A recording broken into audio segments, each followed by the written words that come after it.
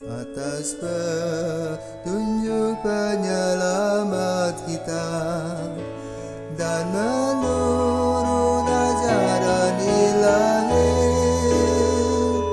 maka beranilah kita bernyanyi. Bapa kami yang ada di surga, dimuliakanlah namamu. Saudara-saudaraku terkasih, selamat pagi. Salam jumpa lagi dalam Sabda Siap Saji Rabu 23 Juni 2021, hari biasa pekan ke-12. Mari kita berdoa dalam nama Bapa, Putra, dan Roh Kudus. Amin. Bapa penuh kasih, kami mengucap syukur kepadamu untuk hari baru di mana kami ingin belajar terus menikmati sabdamu. Ajarlah kami agar kami semakin jelas mempelajari apa yang Engkau kehendaki, sebagaimana Abraham, bapa umat beriman, yang pasrah kepadamu, mendengarkan sabdamu, dan menjadi tokoh teladan hidup kami. Karena mendengarkan sabdamu demi Kristus Putramu dan pengantara kami, kini dan sepanjang masa. Amin. Tuhan bersamamu dan bersama rohmu. Inilah Injil Yesus Kristus menurut Matius. Dimuliakanlah Tuhan. Dalam khotbah di bukit, Yesus berkata, waspadalah terhadap nabi-nabi palsu yang datang kepadamu dengan menyamar seperti domba, tetapi sesungguhnya mereka adalah serigala yang buas. Dari buahnya lah kalian akan mengenal mereka. Dapatkah orang memetik buah anggur dari semak duri atau buah ara dari rumput duri? Camkanlah setiap pohon yang baik akan menghasilkan buah yang baik, sedang pohon yang tidak baik akan menghasilkan buah yang tidak baik. Tidak mungkin pohon yang baik itu menghasilkan buah yang baik, ataupun pohon yang tidak baik itu menghasilkan buah yang baik. Dan setiap pohon yang tidak menghasilkan buah yang baik pasti ditebang dan dibuang ke dalam api. Jadi dari buahnya lah kalian akan mengenal mereka. Demikianlah Injil Tuhan. Terpujilah Kristus.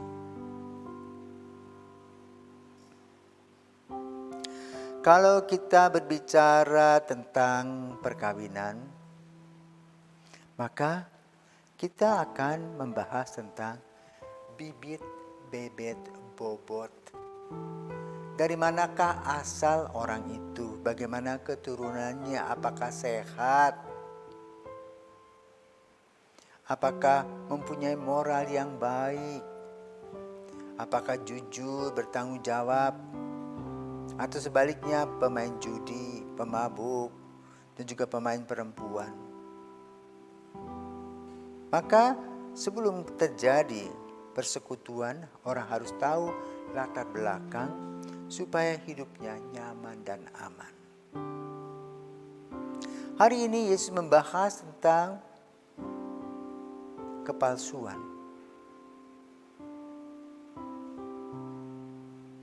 Banyak orang tampil ke depan seperti tong kosong berbunyi nyaring, heboh. Pamer ini, pamer itu, pamer ini, pamer itu, dan sebagainya. Atau juga banyak orang masuk ke dalam sebuah kelompok bukan untuk melayani, tetapi untuk dilayani. Ketika belum menjadi anggota tetap, orang-orang ini luar biasa, baik hati. Tapi ketika sudah jadi tetap menjadi anggota kelompoknya, barulah kelihatan ekornya. Mungkin ada yang serakah, tidak mau melayani lagi, mengumpulkan harta, bermulut manis. Nah, inilah yang disebut domba yang menyamar, ya, serigala yang menyamar seperti domba. Lemah lembut tetapi di depan manis, di belakang pahit. Yesus mengajak kita untuk merefleksikan kembali diri kita masing-masing. Apakah kita datang untuk melayani Tuhan Yesus dengan segala ketulusan hati atau berpolitik, ria, mencari fasilitas, sudah duduk lupa berdiri, sudah berkuasa semena-mena, tidak ada kasih lagi. Yesus mengajak kita untuk melihat kembali langkah-langkah kita. Karena Dia telah memberikan kepada kita contoh yang baik. Melayani dengan segala ketulusan hati. Walaupun ketika melayani banyak orang menggonggongnya. Tapi Yesus berjalan terus mempunyai motivasi dan dedikasi yang luar biasa. Disinilah letak tekanan yang ingin Yesus berikan. Jadilah pelayan yang baik.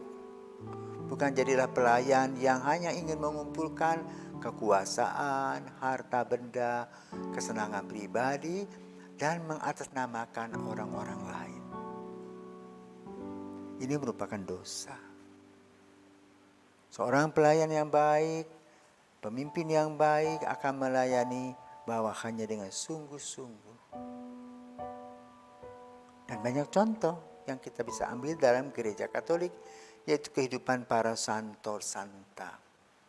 Yang terkenal adalah Ibu Teresa yang mengumpulkan semua harta untuk orang miskin. Juga kita mendengar Santa Elizabeth yang mengambil roti-roti di dapur istana sampai dia ditangkap untuk orang-orang miskin. Dan Tuhan memberikan kepadanya luar biasa ketika diadakan pemeriksaan, yang keluar dari dalam tubuh, dalam bajunya bukanlah roti-roti tetapi bunga-bunga mawar. Maka Maria, saudaraku terkasih, kita tidak usah repot dengan apa yang dikatakan oleh orang. Ketika kita ingin melayani Tuhan, nanti waktulah yang akan berbicara. Waktulah yang akan mengatakan apakah kita betul-betul berjalan dalam rel yang benar atau kita berkelok-kelok. Maka kalau kita bicara soal Hitler tentu berbeda dengan kita bicara tentang Santo Maximilian Kolbe. Ketika kita bicara tentang Napoleon tentu berbeda dengan kita bicara tentang Santa Jeanne d'Arc. Maka mari saudaraku terkasih, jadilah diri sendiri yang dipilih oleh Yesus menjadi alat damainya. Berjalanlah di dalam Yesus. Semoga dengan demikian kita senantiasa berbahagia. Selamat pagi.